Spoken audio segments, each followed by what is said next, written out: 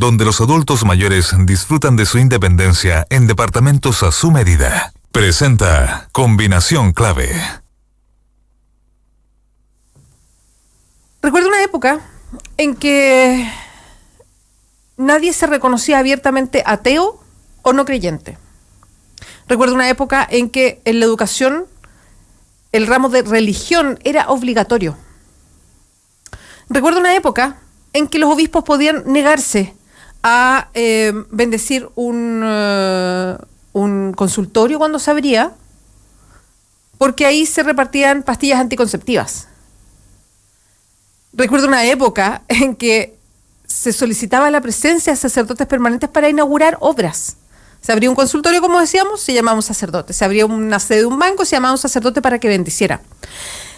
Recuerdo también una época en que cuando nombraban a un cardenal, algún obispo chileno lo nombraban cardenal, que es este estatus de príncipe de la iglesia, de asesores directos del Papa, en fin, era un momento alegre y aparecía en la portada de los diarios y había una sensación de que se había tocado a Chile de una manera espiritual distinta.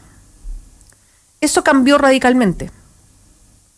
Y recuerdo cuando nombraron a Ricardo Esati como cardenal, lo que vi en el Twitter fueron más críticas que alegría. Eso cambió radicalmente porque hoy día no es obligatorio tener clases de religión. Cambió radicalmente porque hoy día la gente se declara no creyente y hay movimientos ateos que van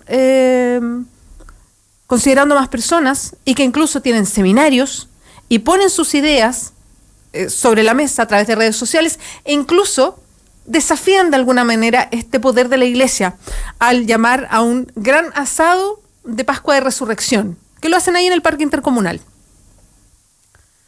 Los tiempos han cambiado y está bien. Vamos evolucionando de maneras distintas y está bien que los tiempos cambien.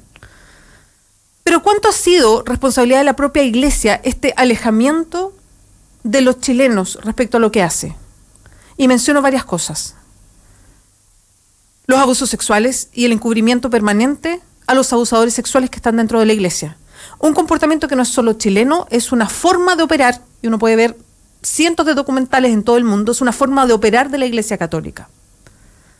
La Iglesia Católica además como un lobista permanente y poderoso de las políticas públicas, de muchas políticas públicas que tienen que ver con la familia, la concepción de la familia, los derechos reproductivos de la mujer, lo que pasa con las minorías sexuales, en fin.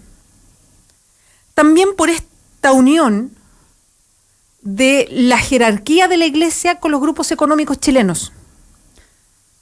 ¿Quiénes financian hoy día a la iglesia a propósito de la declaración pública que hicieron de la cantidad de plata que manejan y que además tenían el privilegio de no pagar impuestos? ¿Quiénes entregan esta plata importante para el sostén de la iglesia y el sostén del Vaticano también, que maneja miles de millones de dólares? Bueno, son los grandes grupos económicos en Chile, muchos de los grandes grupos económicos que son sumamente religiosos, se declaran sumamente católicos e incluso pertenecen a las alas más conservadoras de la Iglesia Católica. Ellos apoyan financieramente, pero es público que la Iglesia los apoya de vuelta, también de manera especial. Pareciera que hubiese fieles que valen más que otros fieles para la Iglesia Católica. Es cosa de ver lo que pasó en el caso Caradima y cómo ciertos personajes importantes de la élite económica chilena, Eliodoro Mate directamente, trató de interceder yendo a conversar directamente con el fiscal nacional de la época para decirle que estaban hablando de un tan buen hombre. Y la presión que a través de sus grupos económicos hizo en contra de los denunciantes del caso Caradima. ¿Eso es solamente generosidad de parte de Eliodoro Mate? No. En la jerarquía eclesiástica también hay una mirada especial de lo que pasa con al interior de estos grandes grupos económicos. Eso también le cuesta a la iglesia, le cuesta credibilidad a la iglesia.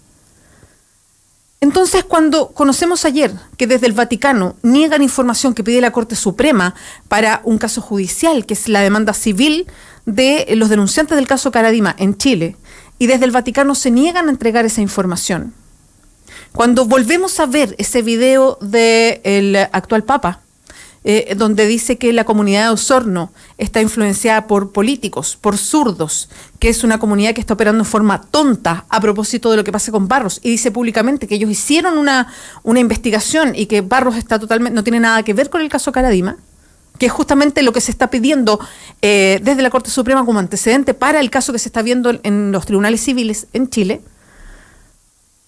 Uno se pregunta, ¿qué pasa aquí? ¿Sigue esa forma de mirar de parte de la Iglesia Católica a lo que sucede en casos tan graves como los de abuso sexual?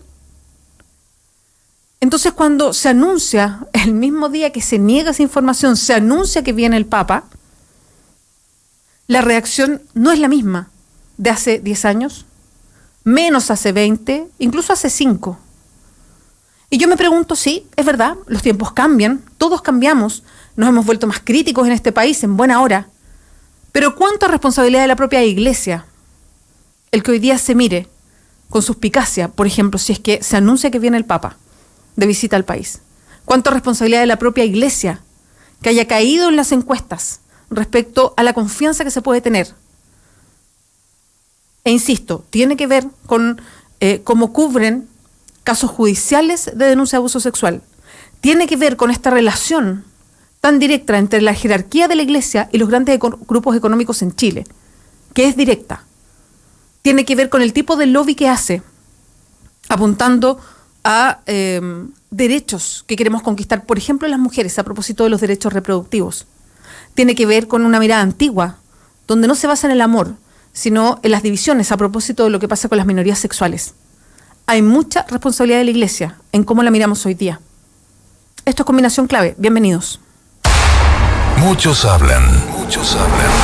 Otros critican. Pero en realidad,